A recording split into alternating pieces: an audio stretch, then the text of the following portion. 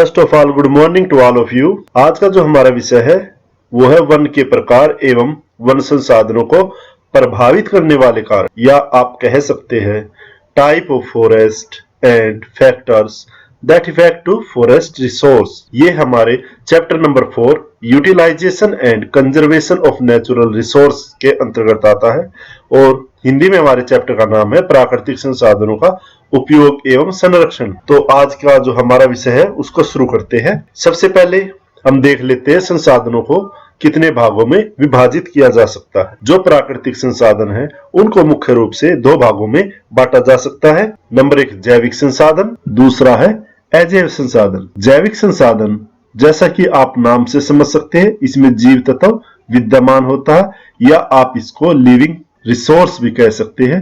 अजैव संसाधन जो एक प्रकार का निर्जीव संसाधन है जिसमें जैव तत्व विद्यमान नहीं होता। पिक्चर द्वारा आप और भी अच्छी प्रकार से समझ पाएंगे बायोटिक या एबोटिक।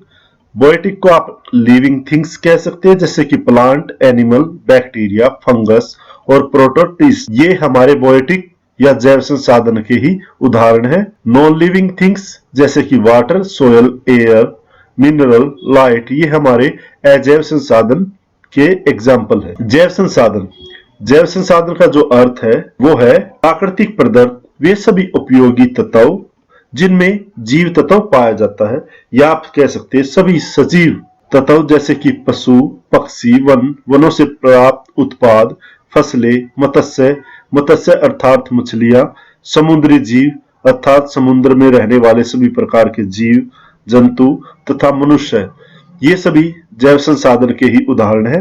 मोटे तौर पर जैव संसाधनों को 3 भागों में विभाजित किया जा सकता है जैसे कि वनस्पति संसाधन, प्राणी अथवा जंतु संसाधन और तीसरा स्वयं मानव। मानव भी एक प्रकार का संसाधन है क्योंकि एक मानव दूसरे मानव की विभिन्न प्रकार की आवश्यकताओं की पूर्ति कर सकता है। वनस्पति संसाधन जिसको हम वेजिटेशन रिसोर्स भी कहते हैं, किसी विशिष्ट पर्यावरण में या आप कह सकते हैं विशिष्ट वातावरण में जहां पर तापमान, वायुदाब, पवने या आप कह सकते हैं रेनफॉल या वर्षा की मात्रा वो विशिष्ट है, उस स्थिति में उस भौगोलिक पर्यावरण को हम विशिष्ट पर्यावरण कह सकते हैं। और उसके अंतर्गत एक दूसरे के सहचर्य में पनपने वाले पेड़ पौधों की विभिन्न प्रकार की जातियों के समूह को वनस्पति कहते हैं। वनस्पति एक प्रदेश में विविध दृश्यावली या आप कह सकते हैं रूप प्रदर्शित करती है, जैसे कि वनस्पति या उसको हम वुडलैंड कह सकते हैं क्योंकि वहां पर अनेक पेड़ उगे हुए होते हैं, जबकि घास भूमि जहां पर केवल घास होती है उसको हम ग्रासलैंड कहते हैं। वहीं जहां पर झाड़ियां सबसे ज्यादा मात्रा में उगती है जैसे कि हमारे मरुस्थलों में, वहां की जलवायु इसी प्रकार की होती है, तो इस वजह से उस क्षेत्र में वो झाड़ियों से घिरी हुई भूमि नजर आती है, उसको हम झाड़ियां बजिस कहते हैं। और अध्ययन की सुविधा के लिए विद्वानों ने जो हम फसलें या आप कृषि द्वारा जो उपजे पैदा करते हैं उसको भी वनस्पति में शामिल किया गया है।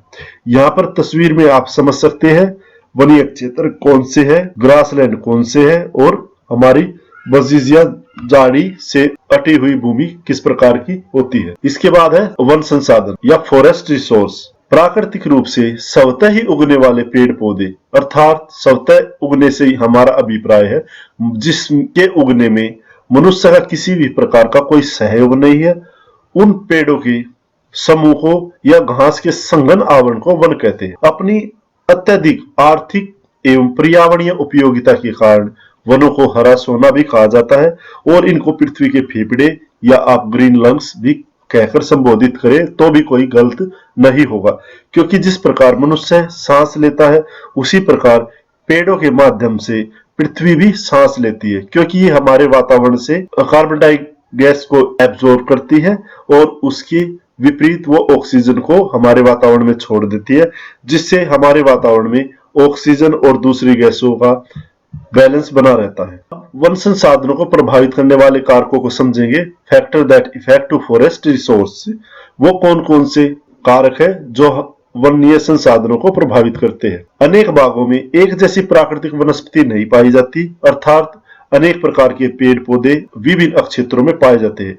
वनस्पति की प्रादेशिक भिन्नता, ये जो क्षेत्र के अनुसार जो पेड़ पौधों के उगने में जो विभिन्नता पाई जाती है वो धरातल, जलवायु, भूगर्भिक संरचना अर्थात किस प्रकार की भूमि है, प्रकाश की अवधि, वहां पर उस क्षेत्र में कितनी देर तक सूर्य का प्रकाश प्राप्त होता है, मिट्टी की दशा से आप समझ सकते हैं मिट्टी किस प्रकार की है, काली है, लाल है, रेगड है, विभिन्न प्रकार की मिट्टियां, ये सभी मिलकर उस क्षेत्र की प्राकृतिक वनस्पति को नियंत्रित करते हैं। इन सभी भौगोलिक तत्वों के संयुक्त प्रभाव के आधार पर हमें वनस्पति पेड़ पौधों और घासों के रूप में दिखाई पड़ती है। पेड़ पौधों पर सबसे ज्यादा असर जलवायु का होता है क्योंकि आर्द्रता और तापमान सीधा प्राकृतिक वनस्पति को प्रभावित करती है। पेड़ पौधों की ऊंचाई, मोटाई, पत्तों की स्थिरता से हमारा अभिप्राय है कि पेड़ पौधे अपने पत्तों को गिराते हैं या नहीं गिराते। जड़ों की गहराई, वो अपनी पानी संबंधी आवश्यकता की पूर्ति के लिए जड़ें कितनी गहरी होती है, छाल की मोटाई कितनी है तथा लकड़ी की कोमलता व कठोरता कितनी है या कैसी होगी, ये सभी विशेषताएं वहां पर उपस्थित जलवायु की दशाओं के अनुरूप ही होती है क्योंकि जलवायु इन सभी चीजों को सीधा प्रभावित करती है। जैसे जितनी भी प्रकार की जो मौसमी स्थितियां हैं वो आप इन पिक्चर के माध्यम से समझ सकते हैं।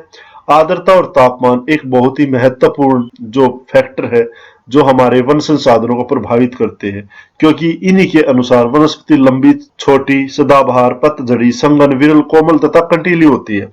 अत्यधिक शीतल एवं अत्यधिक शुष्क जलवायु वाले क्षेत्र वन विहीन रह जाते हैं क्योंकि आप यदि नॉर्थ रीजन में देखेंगे जहां पे साइबेरिया है या आप ग्रीनलैंड या यूरोप का उत्तरी क्षेत्र आप पाएंगे कि वहां पे बर्फ सबसे ज्यादा होती है या आप कह सकते हैं वहां पर शीत अत्यधिक होने की वजह से पेड़ पौधे बहुत ही कम मिलते हैं। इसी प्रकार से जहां पर सहारा मरुस्थल है आप पाएंगे वहां पर पेड़ पौधों की जो संख्या बहुत ही कम है, न के समान है। यहाँ पर एक सामान्य ग्राफ दिया गया है और इस ग्राफ के माध्यम से आप वनस्पति को प्रभावित करने वाले आर्द्रता और तापमान के सहसंबंध को समझ सकते हैं। यहाँ पर आप देख सकते हैं औसत वार्षिक तापमान जैसे जैसे बढ़ता है उसी प्रकार से वन संसाधन का क्षेत्र भी धीरे धीरे कम हो रहा है। 10 डिग्री सेल्सियस पर आप देखते हैं वनीय क्षेत्र बहुत ज्यादा है जबकि घास भूमि और मरुभूमि बहुत कम है। लेकिन जैसे ही तापमान 10 डिग्री से 20 डिग्री होता है तो घास और मरुभूमि का क्षेत्र बढ़ जाता है जबकि वनीय क्षेत्र कम हो जाता है। उसी प्रकार से जब 30 डिग्री है तो लगभग ये वन, घास और मरुभूमि लगभग समान क्षेत्र में फैल जाती है। और जब वार्षिक तापमान में देखेंगे उसी प्रकार से जैसे जैसे वर्षा घटती चली जाती है मरुभूमि का और घास भूमि का क्षेत्र बढ़ता चला जाता है और वर्षा की कम होने के साथ साथ वनीय क्षेत्र भी घट जाता है। इस प्रकार से आर्द्रता और तापमान का सहसंबंध वन क्षेत्र को सीधा प्रभावित करता है। उसके बढ़ने घटने से वनीय क्षेत्र भी घटता और बढ़ता है। अब वन संसाधनों का भौगोलिक वितरण समझेंगे उससे पहले हम देख लेते हैं समरूपता के आधार पर वनों का वर्गीकरण किस प्रकार से किया गया है। सबसे पहले उष्णकटिबंधीय कठोर लकड़ी के वन, इसको हम इंग्लिश में ट्रॉपिकल हार्डवुड फॉरेस्ट भी कहते हैं। इसके दो भाग है, भूमध्य रेखीय आर्द्र वन इक्वेटोरियल रेन फॉरेस्ट, जैसा कि आप समझ सकते हैं भूमध्य रेखा के आसपास होंगे। मॉनसूनी वन, ये जब मॉनसूनी जलवायु में मिलने वाले वन। भूमध्य सागरीय वन, जो भूमध्य सागर के आसपास जो वन पाए जाते हैं। शीतोष्ण कटिबंधीय कठोर लकड़ी के पतझड़ी वन, शीतोष्ण अर्थात temperate broad leave deciduous forest, जो शीतोष्ण जलवायु में मिलते हैं। शीतोष्ण कटिबंधीय मुलायम लकड़ी के कोणधारी वन, टेम्परेट सॉफ्टवुड कॉनिफेरस फॉरेस्ट। ये सभी जो फॉरेस्ट है ये विभिन्न जलवायु में अपनी एक भिन्न दृश्यावली प्रस्तुत करते हैं या एक विभिन्न प्रकार का दृश्य जो कि पेड़ों की प्रकृति या विशेषताओं के आधार पर नजर आता है। तो इनको हम डिटेल में समझेंगे। तो शुरू करते हैं। यहाँ सबसे पहले हम वन या जो संसाधन है उनका भौगोलिक वितरण समझ लेते हैं कि किन किन क्षेत्रों में कौन कौन से वन संसाधन पाए जाते हैं। सबसे पहले उष्णकटिबंधीय कठोर लकड़ी के वन, ट्रॉपिकल हार्डवुड फॉरेस्ट। इसके दो भाग है। नंबर 1 भूमध्य आर्द्र वन या इक्वेटोरियल रेन फॉरेस्ट। ये कहां पर मिलते हैं? ये हमारे भूमध्य रेखीय क्षेत्र में मिलते हैं। यहाँ पर आप देख सकते हैं जो भी ब्लैक जो पैचेस जो नजर आ रही है वर्ल्ड के मैप पर या हमारा जो संसार का मैप है उस पर ये सारे के सारे भूमध्य रेखीय आर्द्रवन को प्रदर्शित कर रहे हैं। ये उत्तरी अमेरिका के उत्तरी क्षेत्र में, अफ्रीका महाद्वीप के इक्वेटर लाइन के दोनों तरफ है। इसी प्रकार से मलेशिया या फिलीपाइन सभी क्षेत्र में, भारत के पश्चिमी क्षेत्र में, और असम जो कि भारत का एक राज्य है उसमें भी भूमध्य रेखीय आर्द्रवन पाए जाते हैं। जबकि अफ्रीका महाद्वीप में गिनी, जायरे तट के आसपास और पश्चिमी क्षेत्र में मिलते हैं। जो दूसरा हमारा वन है मानसूनी वन, ये मानसूनी जलवायु में ही मिलता है। मानसूनी जलवायु जैसे कि भारत में, थाईलैंड, और ये अफ्रीका महाद्वीप के दक्षिण में पूर्वी क्षेत्र, दक्षिण पूर्वी क्षेत्र, और जबकि दक्षिणी अमेरिका के पूर्वी पूर्व से लेकर दक्षिण तक फैले हुए। इसके बाद है भूमध्य सागरीय वन, मेडिटेरियन फॉरेस्ट। ये मेडिटेरियन जो ये लाल जो पेचीज आए हैं, ये सारे के सारे भूमध्य सागरीय वन को प्रदर्शित कर रहे हैं, क्योंकि भूमध्य जो सागर है उसके आसपास, उसके दोनों ही और दक्षिणी जो कोस्टल एरिया है उसके आसपास इस प्रकार की जलवायु है जहां पर भूमध्य सागरीय वन पाए जाते हैं। और ये अमेरिका के उत्तरी अमेरिका के पश्चिमी क्षेत्र, ऑस्ट्रेलिया के दक्षिणी क्षेत्र में भी पाए जाते हैं। इसके बाद है शीतोष्ण कटिबंधीय कठोर लकड़ी के पतझड़ी वन कहाँ कहाँ मिलते हैं ये देख लेते हैं। ये उत्तरी अमेरिका के पूर्वी तटीय क्षेत्र के आसपास और यूरोप के उत्तरी क्षेत्र, ध्रुव, न्यूयॉर्क और ब्रिटेन आदि क्षेत्रों में पाए जाते हैं। इसके बाद है शीतोष्ण कटिबंधीय मुलायम लकड़ी के कोणधारी वन कहाँ कहाँ मिलते हैं। मुलायम लकड़ी के शीतोष्ण कटिबंधीय जो कोणधारी वन है, ये सारे जो हमारा नॉर्थ रीजन है, नॉर्थ हेमिस्फीयर में कनाडा, उत्तरी अमेरिका या रसिया, न्यूयॉर्क, साइबेरियन क्षेत्र में, और नॉर्वे, स्वीडन, जो स्कैंडिनेवियन जो राज्य है उनमें पाए जाते हैं। इस प्रकार से हमने वन संसाधनों का भौगोलिक वितरण समझ लिया है, सारे किन किन क्षेत्रों में किन किन प्रकार के वनीय संसाधन पाए जाते हैं। अब नंबरवारी, सबसे पहले उष्णकटिबंधीय कठोर लकड़ी के वन, इसको डिटेल में पढ़ेंगे। Tropical hardwood forest. संसार में उष्णकटिबंधीय वन उच्च तापमान एवं अधिक वर्षा वाले क्षेत्रों में, जिन क्षेत्रों में सबसे अधिक तापमान और अधिक वर्षा पाई जाती है वहां पर इस प्रकार की विशेषताओं वाले उष्णकटिबंधीय कठोर लकड़ी के वन पाए जाते हैं, जिनको फर्दर आगे दो भागों में बांटा गया है। नंबर 1 भूमध्य रेखीय आर्द्रवन, जैसा कि आप नाम से समझ सकते हैं भूमध्य रेखा के आसपास जो उगते हैं। दूसरा मानसूनी वन, जहां पर मानसूनी जलवायु पाई जाती है। अब सबसे पहले भूमध्य जो हमारा रेखीय आर्द्रवन है उसको हम समझेंगे। शुरू करते हैं। भूमध्य रेखीय आर्द्रवन, या आप इसको कह सकते हैं इक्वेटोरियल रेन फॉरेस्ट। ये वन उष्णकटिबंध के उन क्षेत्रों में मिलते हैं जहां पर वर्षा लगभग 200 सेंटीमीटर वार्षिक जो कि अत्यधिक मात्रा है, और इन वनों का जो सबसे अधिक विस्तार है भूमध्य रेखा से 5 डिग्री उत्तर और 5 डिग्री दक्षिणी अक्षांशों के बीच पाया जाता है। ये वन अफ्रीका के जायरे बेसिन तथा गिनी तट, दक्षिणी अमेरिका की अमेजन नदी की घाटी तथा एशिया के मलेशिया एवं इंडोनेशिया, और ये सारे के सारे आप मैप में भी देख सकते हैं। जो कि डार्क ब्लू कलर है वो भूमध्य रेखीय आर्द्रवनों को प्रदर्शित कर रहा है। ये आप देख सकते हैं कहां कहां पर। सबसे पहले अफ्रीका महाद्वीप में ये जो जायरे बेसिन है, इसके साथ गिनी तट, ये गिनी तट के आसपास दक्षिणी अमेरिका की अमेजन घाटी तथा एशिया के मलेशिया, इंडोनेशिया के द्वीपों तथा भारत के पश्चिमी तट और लगभग आसाम स्टेट में भी इस प्रकार के भूमध्य रेखीय आर्द्रवन पाए जाते हैं। अमेजन नदी की घाटी में इन वनों को सेलवास के नाम से भी जाना जाता है। साल भर में ऊंचे तापमान और भारी वर्षा के कारण ये वन बहुत संघन हो जाते हैं, या आप कह सकते हैं पेड़ बहुत ही अत्यधिक मात्रा में एक के पास एक उग जाता है। ऊपर से देखने पर आपको लगेगा ये असंख्य पेड़ों के पत्तों के बड़े बड़े छत्ते नजर आएंगे, जिसको चंदोवे या कैनोपी का नाम भी दिया जाता है, या इस प्रकार के जो पेड़ों के छत्ते हैं कैनोपी का निर्माण करते हैं। यह हरा आवरण केवल वहां टूटता जहां पर क्या होता है, या तो कोई नदी बह रही होती है, या जहां पर आदिवासियों ने, या जहां पर खेती के लिए वनों को साफ कर दिया गया। संघन चंदोवे की बाधा के कारण प्रकाश भूमि तक नहीं पहुंच पाता, इससे उस क्षेत्र में लगभग प्रकाश न पहुंचने के कारण अंधकार छाया रहता है। सूर्य का प्रकाश अधिक से अधिक प्राप्त करने की होड़ में वृक्ष भी आकाश की ओर लगातार बढ़ते चले जाते हैं, जिससे उनकी लंबाई बहुत अधिक हो जाती है। इससे इनके तने पतले, या जिनको आप कह सकते हैं सेंडर, बहुत पतले होते हैं, और शाखाएं कम किंतु बहुत ऊंचाई पर जाकर फूटती है।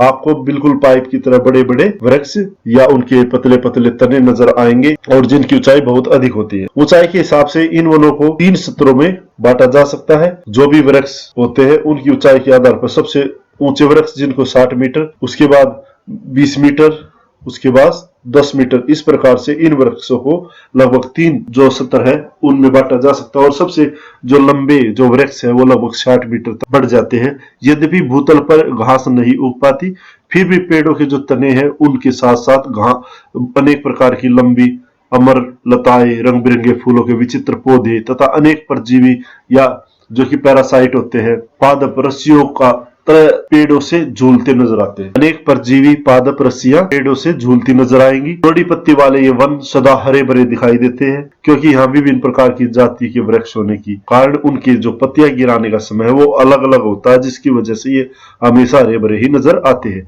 इन वनों पर पाए जाने वाले जो आर्थिक दृष्टि से महत्वपूर्ण जो पेड़ है वो है मोहगनी, रोजवुड, आबनूस तथा रबड़। तो इस प्रकार से ये बहुत ही संघन वन होते हैं। भूमध्य रेखीय आर्द्र वनों के आर्थिक दोहन में अनेक प्रकार की समस्याएं आती है और वे कौन कौन सी समस्याएं हैं जिसकी वजह से इन आर्द्र वनों का या भूमध्य रेखीय आर्द्र वनों का आर्थिक दोहन नहीं किया जा सकता। सबसे पहले इन वनों में सबसे अधिक गर्मी के कारण इन वृक्षों की जो लकड़ी है वो बहुत कठोर हो जाती है या कह सकते हैं उसको काटना बड़ा मुश्किल होता है। दूसरा, एक ही जाति के जो वृक्ष है एक स्थान पर अधिक संख्या में नहीं पाए जाते।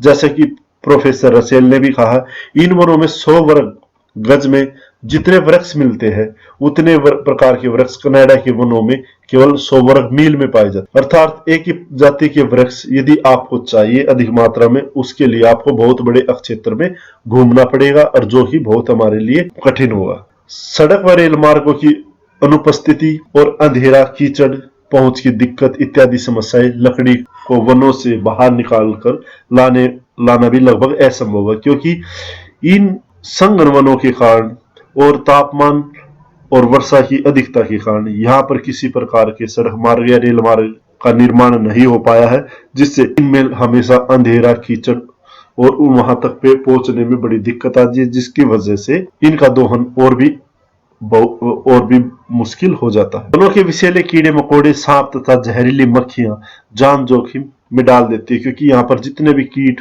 जो मिलते हैं वो बहुत जहरीले होते हैं। इस कारण से वहां पर जाना जान जोखिम में डालने के समान है।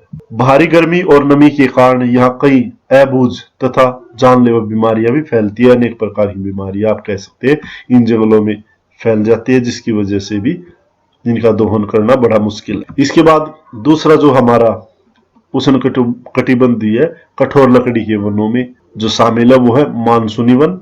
मानसूनी वन को देख लेते हैं डिटेल में।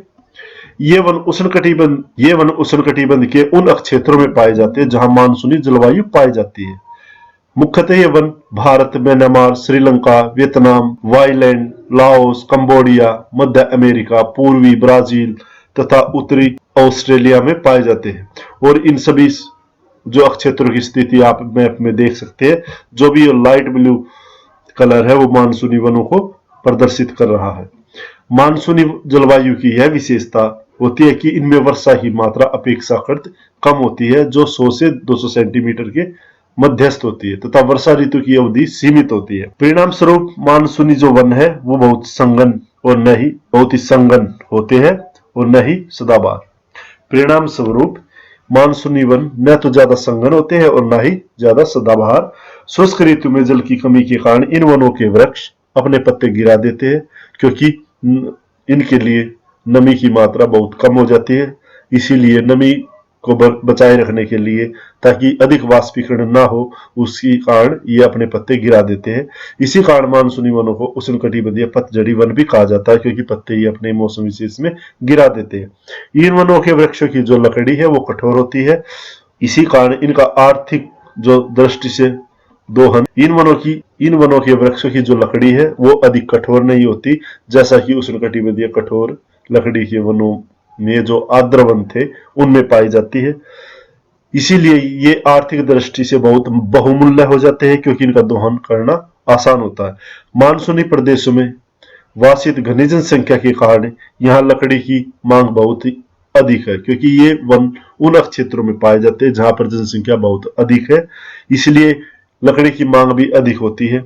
यहाँ खेती के लिए कई जंगल वनों की कटाई अधिक भी की जाती है और इन वनों में उगने वाले मुख्य जो पेड़ है वो है साल, सागौन, शीशम, जामुन, आम, बरगद तथा नीम।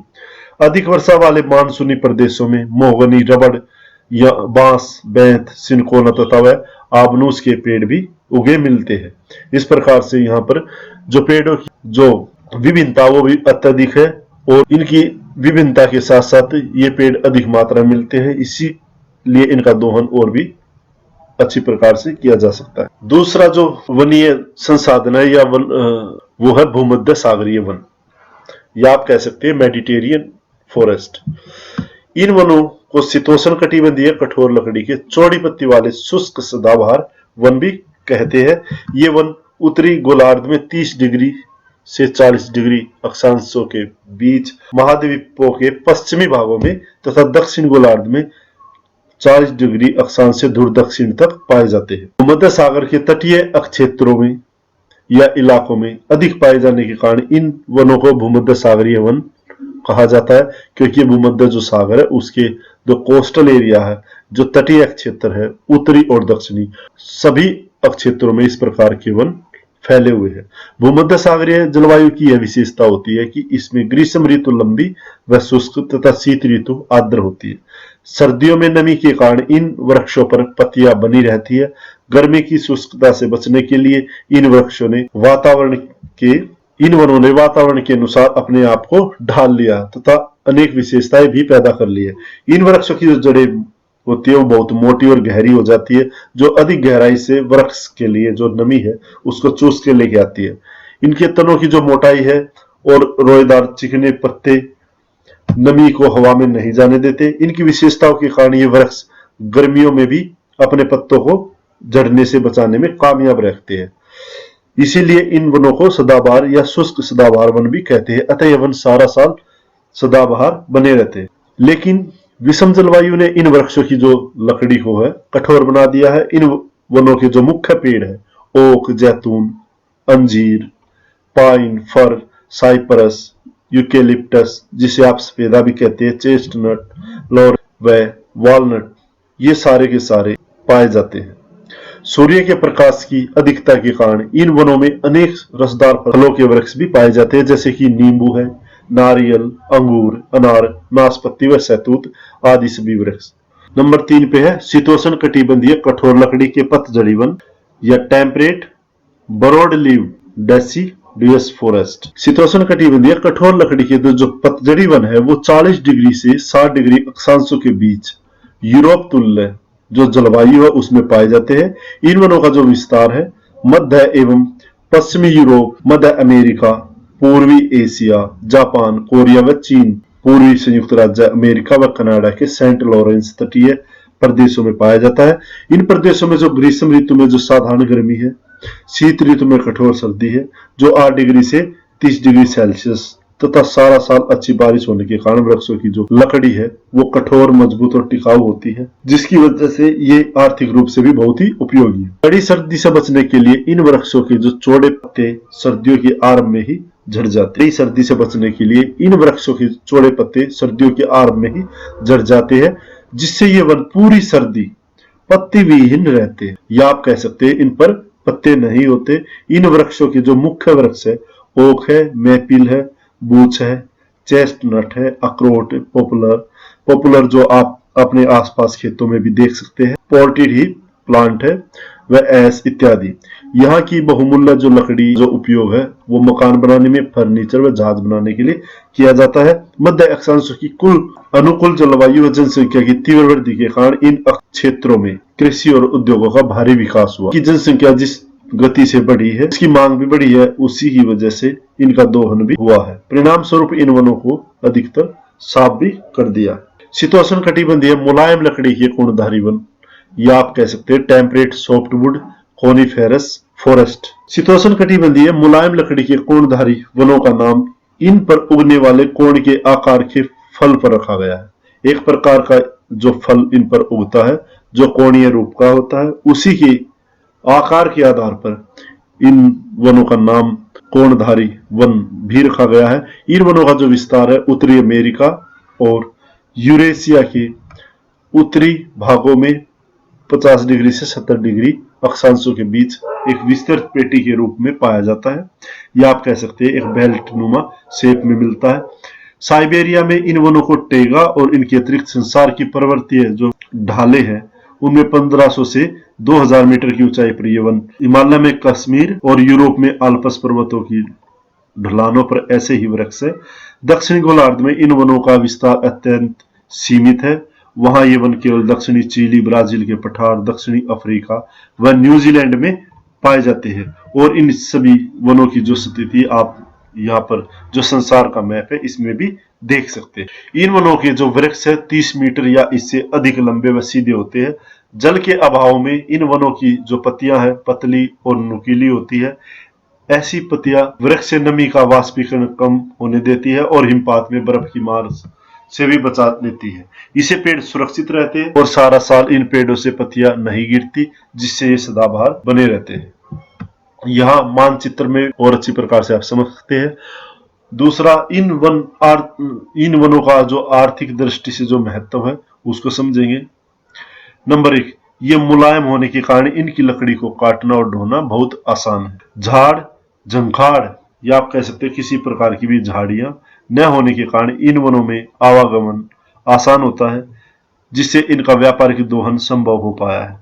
यहाँ के जो प्रमुख पेड़ है चीड़, देवदार, केल, सप्रूस, फर, लार्च, ब्लू पाइन व रेडवुड इत्यादि है। तो शीतोष्ण कटिबंधीय मुलायम लकड़ी के वृक्ष आर्थिक दृष्टि से भी बहुत महत्वपूर्ण है, क्योंकि इनका दोहन करना आसान है। तो आज का हमारा टॉपिक यहाँ पे समाप्त होता है।